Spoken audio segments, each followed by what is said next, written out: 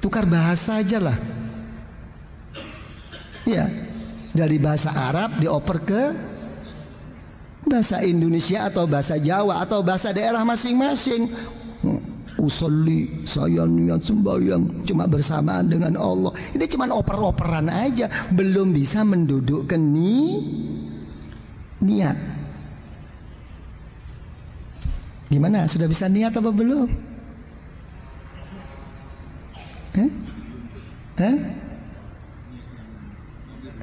Oh, yang tadi ya tadi. Gitu ya. Jadi gimana? Jadi putusan akhir itu ya, seseorang itu akan selalu baik selagi dia itu selamanya niat baik. Ya, apa susahnya? Nah, coba saya mau tanya Pak Sufyan. Nah, waktu sembahyang itu seneng nggak?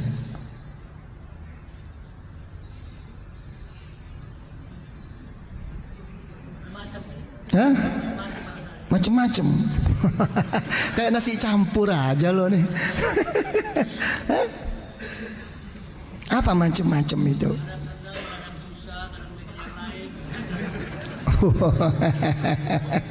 Kadang seneng, kadang susah, kadang mikir yang lain. Nah, coba kalau saya tanyakan sekarang, seneng susahnya itu ngambil dari mana? Hah?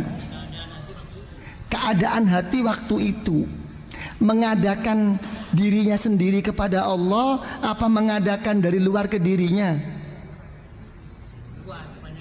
Dari luar. Wong pasar dibawa, kantor dibawa. Kapan mau menghadap kepada Allah?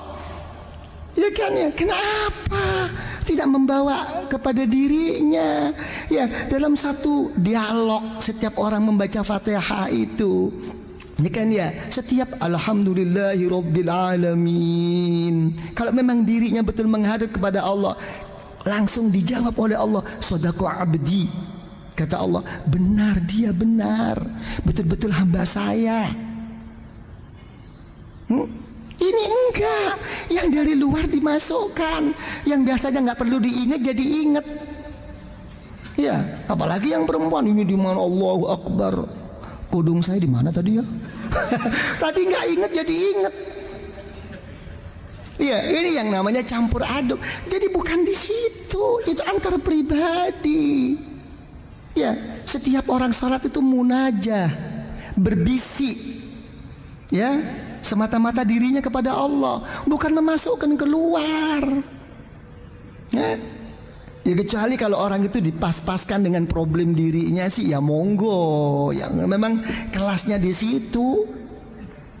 Ya kan ya. Coba kalau nanti problemnya nggak ada, apa kira-kira bisa dibawa? Nggak mungkin. Ya, yang tidak beres-beres dibawa kepada Allah, yang begitu beres nggak dibawa. Apa langsung sambil ngantuk-ngantuk? Lama banget sih imam nih. Ya, kadang-kadang dari kebiasaan dari kebiasaan keburu. Ya, ya, kadang-kadang nggak sadar lebih dahulu daripada imam. Kalau sampai mempertahankan diri, mempertanyakan dalam dirinya, kok lama banget sih? Itu sering apa tidak? Hah? Ya semoga sering-sering teruslah. Ini aja deh, nanti pelan itu. Ini harus diketahui tentang niat. Ini kenapa semua ini kenapa? Karena satu saja. Karena tidak adanya kemauan. Ya. Nah, kalau memang sudah tidak ada kemauan itu bagaimana? Kok masih tetap melaksanakan ibadah kepada Allah? Karena di dalam beribadahnya kepada Allah itu didorong apa? Merasa didorong oleh suatu kewajiban. Mau menghormat, mau memuliakan. Kalau ada kemauannya, ada kepentingan, atau memang ada yang perlu ditakuti. Tapi coba lepas daripada itu. Ya, jadi hakikatnya niat itu apa? Al-iradah. Ya, ada satu kemauan. Makanya dalam satu ayat lain diberi satu label oleh Allah. Apa kata Allah? La yukallifullahu nafsan illa wus'aha. Allah Ta'ala tidak akan memaksa kok kepada siapapun kecuali mengikut apa yang menjadikan kemampuan dan kelapangannya. Karena itu di waktu-waktu oleh Allah. Zuhur kapan, asar kapan, maghrib kapan, diberi waktu-waktu oleh Allah. Tapi kita larut, nantilah, anulah, gitulah. Jadi kalau udah begitu apa? Kira-kira kalau udah begini secara kasar lah, maaf aja, menomorduakan Allah apa tidak? Tapi salah tak ya? Enggak salah. Mau namanya orang, tapi jangan kepanjangan deh. Gitu lah. Jadi kalau sudah menyadari ini, baru ada kemauan. Kalau orang itu sudah ada kemauan, nggak ada masalah semuanya ini. Jadi motif ya, adanya ketidakkesungguhan, kekhusyuan kepada Allah itu karena tidak adanya kemauan.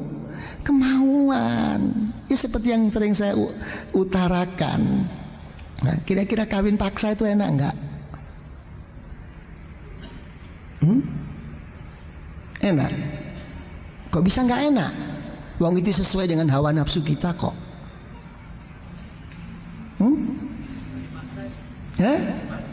Karena kepaksa. Ya. Nah ini nanti kalau saya teruskan ini menyangkut ke makbul ini, nanti menggo ini ikhlas. Jadi apa? Adanya suatu niat itu apa? Adalah timbulnya suatu kemauan. Karena itu dalam Al-Qur'anul Karim sampai Rasulullah sallallahu alaihi wasallam apa?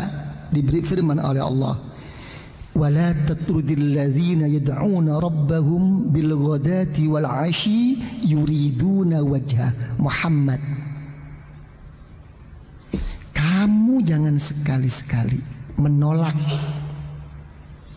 Ya, kata-kata menolak itu banyak. Bisa mengusir, bisa menghalau, bisa tidak menganggap, bisa mensepelekan. Kan ada gitu kan? Ya, terhadap orang-orang yang berdoa, orang-orang yang pagi hari dan sore berzikir, berdoa kepada Allah. Yang diinginkan apa? Yuriduna wajha, hanya semata-mata zat Allah. Ini yuriduna ini yang dinamakan niat. Banyak kadang-kadang orang tuh nyepelekan ini. Ya kan ya, kadang-kadang ya subhanallah. Ya ini subhanallah saya katakan itu apa? Ya, posisi kedudukannya.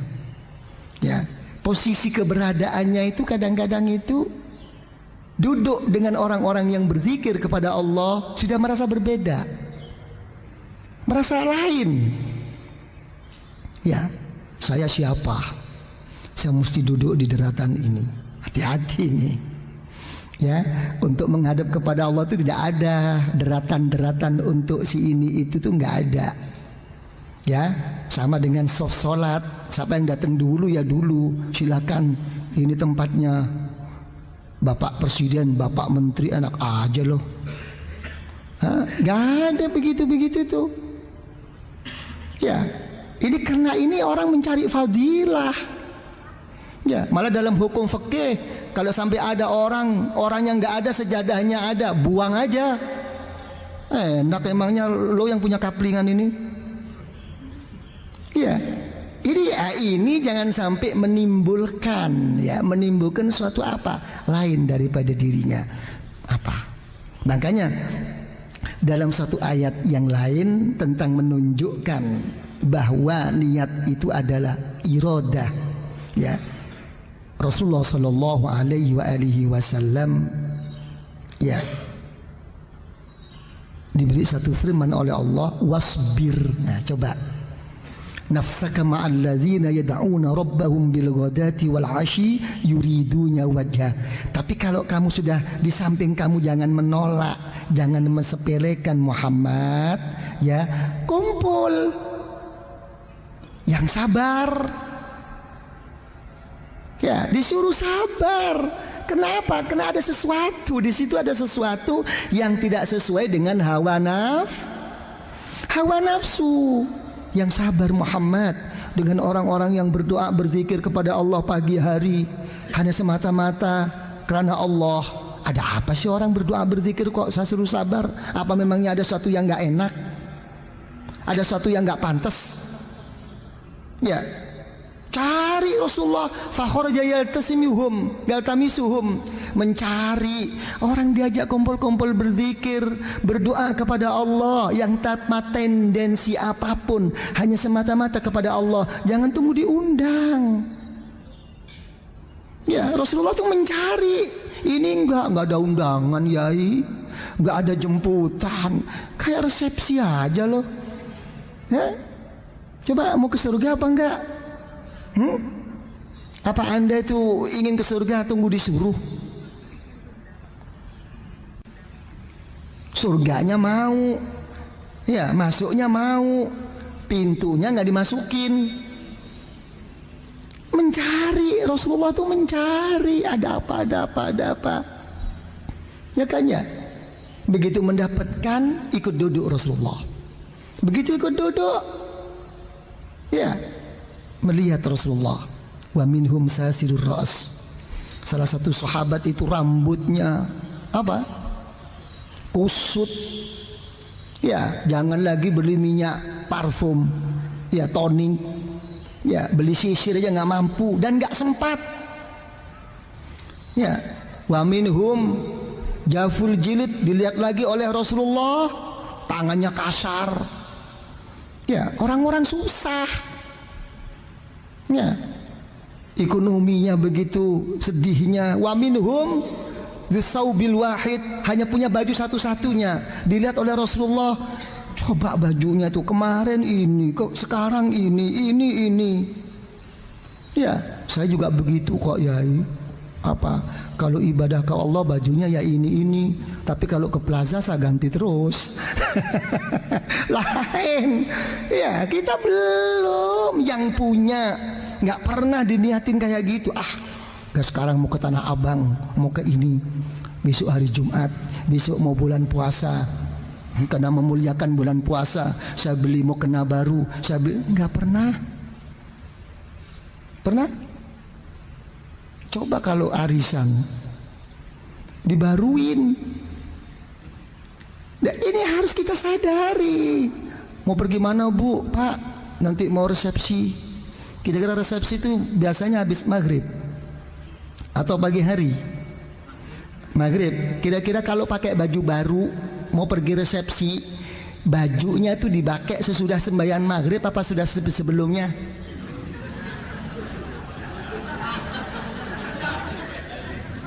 Kita tanyakan. Pernah kalau kita mau pergi, ya, mau sembahyang sekalian deh, mau ganti baju baru sembahyang langsung pergi? Jarang. Mesti nanti sesudah sembahyang baru pakai ganti baju baru. Dipercantiknya sampai apa? Ya, betul apa tidak? Ditanyakan karena apa? Takut kusut. Kusut sembahyang, kusut kepada Allah nggak mau. Ya, tapi kusut sama mikrolet mau. Ya, ini kita pertanyakan, nggak sadar kan? Nggak sadar jadi satu. Sembayang, ya ini celana ke kantor, celana cari uang, ya ini celana nonton, ya ini celana untuk pacaran, ya ini celana untuk Jumatan. Bingung malaikat. Apa enggak baik, apa salah ya? Enggak ngomong soal salah. Ya, jangan ngomong tentang syariat. Torekot itu enggak bahas tentang syariat. Syariat itu pasti harus dipenuhi. Ini masalah kesempurnaan kok. Ya. Ini Rasulullah. Ya. Begitu melihat bajunya nggak pernah ganti-ganti, nangis Rasulullah. Nangis di samping bahagia. Alhamdulillahilladzi ja'ala fi ummati.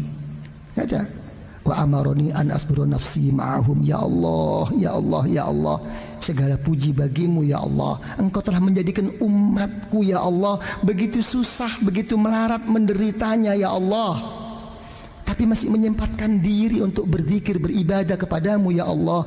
Dan alhamdulillah yang kedua kali ya Allah. Kenapa? Aku engkau suruh agar bersabar mau berkumpul-kumpul dengan mereka.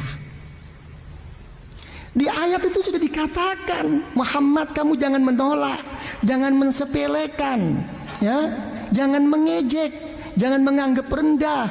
Dan kamu yang sabar bersama mereka Muhammad, yang berdoa berzikir pagi dan hari. Kenapa Al-Quran mengatakan pagi dan hari? Ya, pagi dan sore hari, kenapa? Kira-kira pagi itu waktunya cari duit apa enggak? Waktunya cari kehidupan apa enggak? Waktunya ada urusan apa enggak? Ya.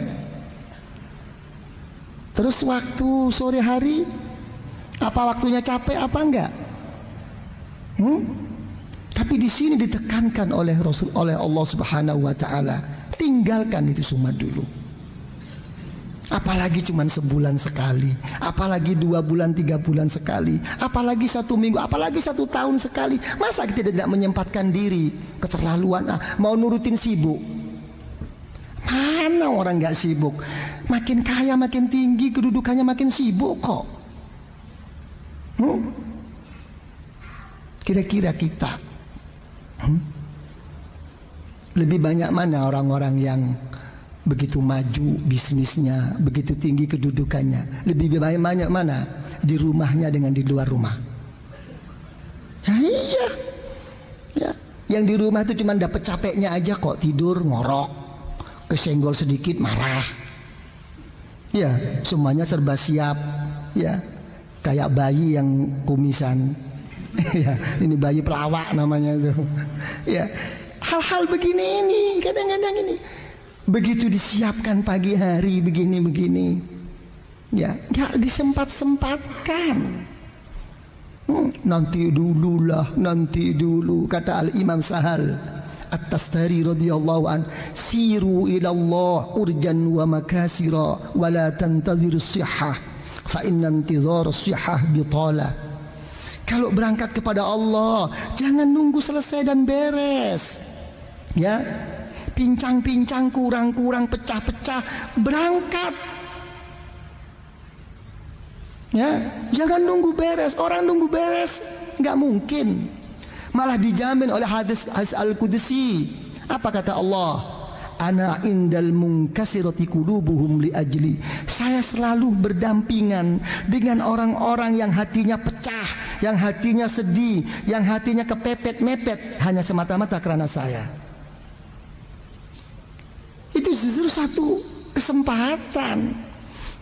Jadi coba kalau kita bayangin, jadi sempatkan.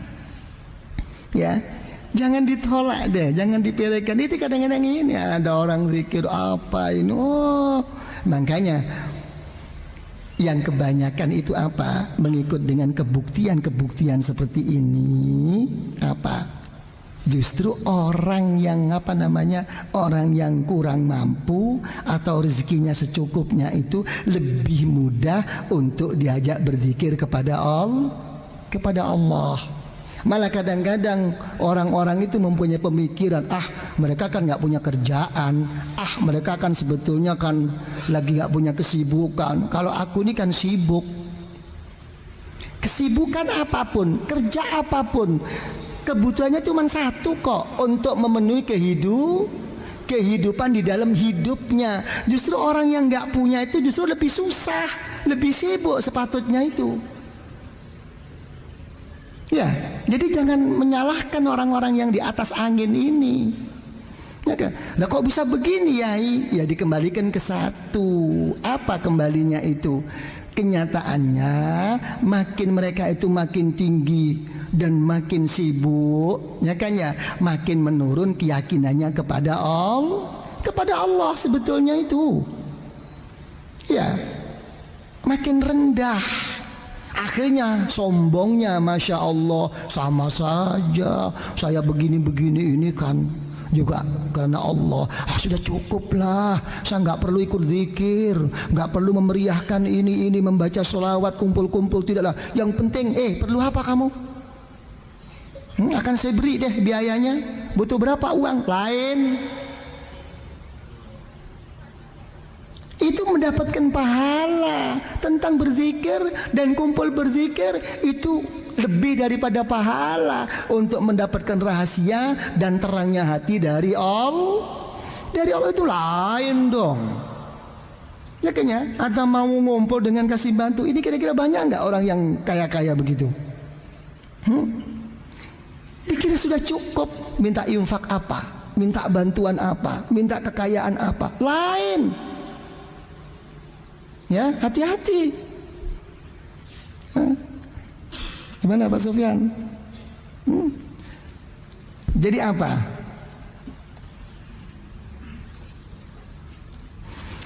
Jadi ini semua ini menunjukkan betapa pentingnya dan betapa besarnya, agungnya suatu niat, ya. Jadi mari, ya, gimana cara mempertemukan niat dengan ikhlas? Ya. Apakah ini dipisah? Apakah jadi satu? Ya. Di dalam Al-Quranul Karim, ya, perintah-perintah Allah terhadap hambanya untuk ibadah, berbakti, mengabdi kepada Allah dengan ikhlas, itu menunjukkan apa? Bahwa semuanya itu mengarah kepada wajibnya niat di dalam ibadah. Karena keberadaan ikhlas itu sendiri la yatahaqqaq bidunin niyah, tidak akan tepat sasarannya apa? Tanpa adanya niat. Gitu. Nah, dalam hal ini, ya, mazhab Ahlus Sunnah wal Jamaah, ya, memberi suatu arahan. Diarahkan kemana? Diarahkan adanya suatu kewajiban di dalam melaksanakan ibadah itu. Sebetulnya itu apa? Bukan hanya untuk dirinya itu mendapatkan pahala dan dirinya itu terselamatkan dari api neraka, itu tidak. Adanya diwajibkan itu hanya satu aja, semata-mata untuk melaksanakan hak-hak Allah yang telah menghidupkan dan memberi kehidupan kepada kita, ya. Melaksanakannya itu berbentuk apa? Berbentuk pengabdian kepada Allah. Ya, itu aja sebetulnya itu. Saya telah dihidupkan oleh Allah. Telah diberi kehidupan oleh Allah. Telah begini-binikan oleh Allah. Ya, agar saya ini bisa mensyukuri semua ini, maka terbentuklah suatu tuntunan-tuntunan, tata cara di dalam kita beribadah, mengabdi kepada Allah. Ini li'adai haqqir rububiyah wal qiyam bimaqamil ubudiyah. Ini saja sebetulnya. Ya, nah kalau Anda itu tidak seperti ini, ya, hanya cuman menunjukkan suatu acara ritual aja. Ya, pokoknya saya begini, pokoknya pentingnya saya melaksanakan ini secara zahir, itu tidak bisa diterima oleh Allah. Dalam Al-Quranul Karim dikatakan oleh Allah, la yanalallaha luhumuha wala dima'uha walakin yanaluhu taqwa minkum. Pengorbananmu, darah dan daging kurbanmu yang telah engkau kurbankan tidak akan sampai, tidak akan dapat engkau peroleh dari Allah tanpa melalui takwa Allah. Takwa Allah itu apa? Al-Imam Ibnu Abbas radhiyallahu anhuma, artinya itu apa? Niat. Kita coba dikembangkan. Gimana Pak Sufyan?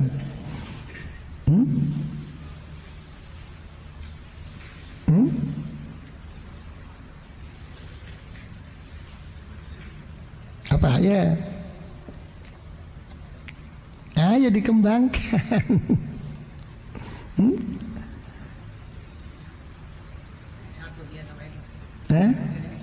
Nggak bisa dipisahkan.